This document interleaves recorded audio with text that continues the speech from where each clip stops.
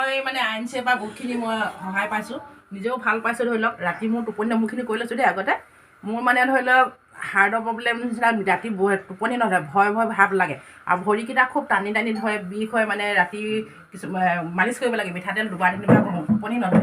কিন্তু এই বেটলেটডাল লোৱাৰ পৰা ধৰি লওক আইনচিত সোমাব পৰা নহয়, বেটলেটডাল পিন্ধাৰ পৰা তুলসী, হালধি, গোমূত্ৰ, হিমালয় বেৰী এইবিলাক খোৱাৰ পৰা ধৰি লওক সম্পূৰ্ণ মই আৰোগ্য হৈছোঁ। তাৰমানে টোপনি ধৰে, ইমান ধুনীয়াকৈ টোপনি ধৰে মই ক'ব নোৱাৰোঁ। মানে সেইখিনি মই সম্পূৰ্ণ আৰোগ্য পালোঁ।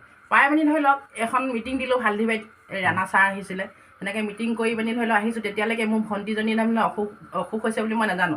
আহি গধূলি পাইছোঁ ফোন কৰিছে যে অ' বা মোৰ এনেকুৱা হৈছে, জিভাখন ঘাঁ লাগিছে, যে আজি 10 দিনমান হ'ল, কিন্তু ভাল হ'ব দাঁতৰ পৰা ঘাঁ লাগিছে বুলি ভাবিছিলোঁ। ভাল হ'ব বুলি ভাবি থাকোঁতে ভালটো হোৱা নাই। গতিকে মই এতিয়া পইচা পাতিও নাই, মোৰ অসুবিধা হৈছে মেডিকেল যাবলৈ। মই ক'লোঁ যে তই যিমান হ'লেও ৰহ, মই ৰাণা ছাৰলৈ ফোন কৰোঁ। আজি মিটিং কৰিছিলোঁ, ৰাণা ছাৰে ক'লে যে এনেকৈ এই হিমালয় বেৰী, হালধি, তুলসী এইবিলাক ধৰি লওক গোমূত্ৰ এইবিলাক খালে কেঞ্চাৰ বেমাৰ ভাল হয় বুলি কৈছে দেই। এনেকৈ মেডিকেলৰ পৰা ঘূৰি অহা মানুহো ভাল হৈছে। তাৰপৰা মই বোলো ৰাণা ছাৰলৈ ফোন এটা কৰোঁ। ৰাণা ছাৰলৈ খবৰ কৰিলোঁ। ৰাণা ছাৰে ক'লে যে এইকেইটা বস্তু খাওক, হালধি, তুলসী, গোমূত্ৰ এইখিনি দি দিয়ক, এইখিনি খালে তেওঁ ভাল হ'ব। সঁচাকৈ মানে মোৰ ভণ্টিজনীক এইখিনি বস্তু যোগাৰ কৰি দিলোঁ। দিয়াত মানে তেওঁ খালে নহয় 3 দিন খোৱাৰ পাছতে বস্তুটো জিভাখন ঘাঁটো বহল হৈ নগ'ল, সম্পূৰ্ণ তাৰমানে ৰখি থাকিলে।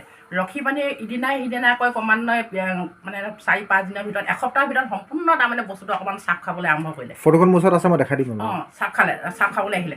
চাপ খাই আজি সম্পূৰ্ণ তেওঁ আৰোগ্য হৈ গ'ল। মানে ধৰি লওক আজি এমাহ হৈছেহে, ধৰি লওক এমাহ সম্পূৰ্ণ আৰোগ্য হৈ গ'ল। তেতিয়া মই তাৰমানে ধৰি লওক সেয়েহে মই এই ভণ্টিজনী ভাল হোৱা চৰ্তত মই তাৰমানে এই বাইদেউ যে অসুখ সেই বিষয়ে মানে মই ভাইটিক ক'লোঁ, ভাইটি মই বৰদোৱাৰ পৰা আহি লওঁগৈ, আহি পিনি বাইদেউ অসুখ যে এনেকুৱা, সেইকাৰণে মই বোলো বাইদেউহঁতৰ ঘৰতে হ'লেও বা মোৰ ঘৰতে হ'লেও মই বাইদেউহঁতক মাতি মই মিটিংখন কৰিম।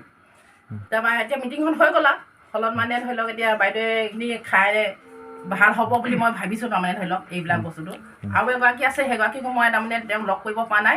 মই লগ কৰি পিনি তেওঁলোকৰ ঘৰতো মই তেওঁক এইখিনি সুবিধা কৰি দিম বুলি ভাবিছোঁ। মানে মুঠতে ভাল হওক, আৰোগ্য হওক।